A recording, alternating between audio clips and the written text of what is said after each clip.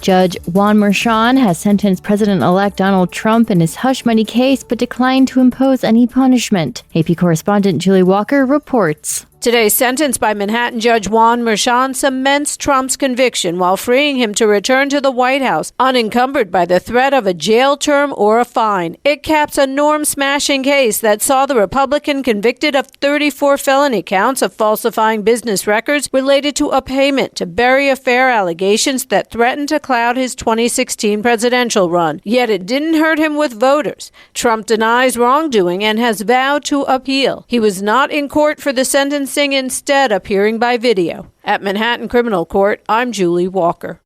Israel's military says it has carried out new airstrikes on Yemen against what it said were Houthi rebel targets a day after the Houthis launched 3 drones at Israel. Israeli Defense Minister Israel Katz, in a video, threatened the Houthis, saying anyone who harms Israel will be harmed in return. The Israeli strike today in Yemen sends a clear and sharp message to the leader of the Houthi terror organization, Abd al-Malek al-Houthi, and the leaders of the Houthi terror organization in Yemen. There will be no immunity for anyone.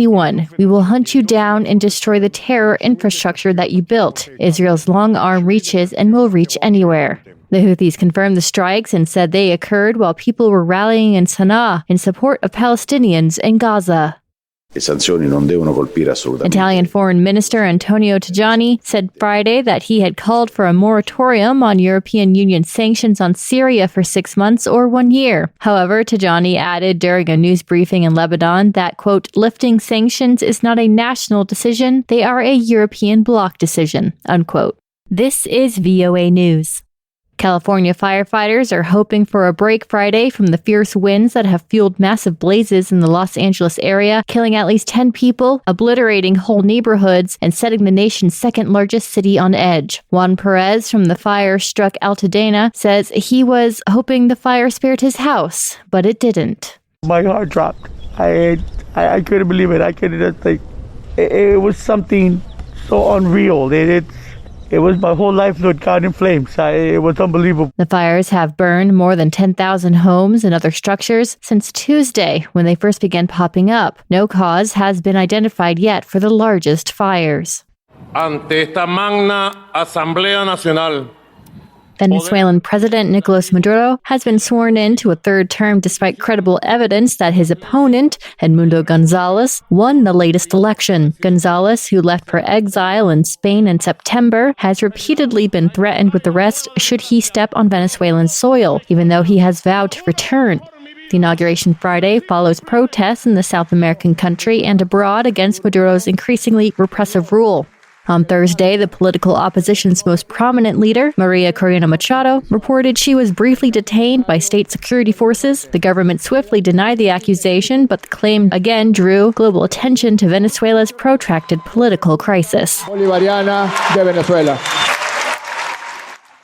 The world just experienced the first full year in which global temperatures exceeded 1.5 degrees Celsius above pre-industrial times, scientists at the EU's Copernicus Climate Change Service confirmed Friday. Rachel Judah from Reuters has more. 2024 saw temperatures rise on every continent, resulting in heat waves, drought, and extreme weather. Here's Carlo Buontempo, director of the EU's Copernicus Climate Change Service. Every single month, January to July, has been the warmest on record. July was the second warmest, and from then on has been the second or close to first around. Governments promised under the 2015 Paris Agreement to try and prevent average temperatures exceeding the symbolic threshold of 1.5 degrees to avoid more severe and costly climate disasters. According to Buontempo, it's not too late for countries to rapidly cut emissions and avoid global warming rising faster, although they need to act fast. Rachel Judah from Reuters. Canada's governing Liberal Party will announce the country's new Prime Minister March 9th after a leadership vote that follows the resignation of Justin Trudeau this week. The party's National Board of Directors announced the initial rules of the race late Thursday. Trudeau remains Prime Minister until a new leader is chosen.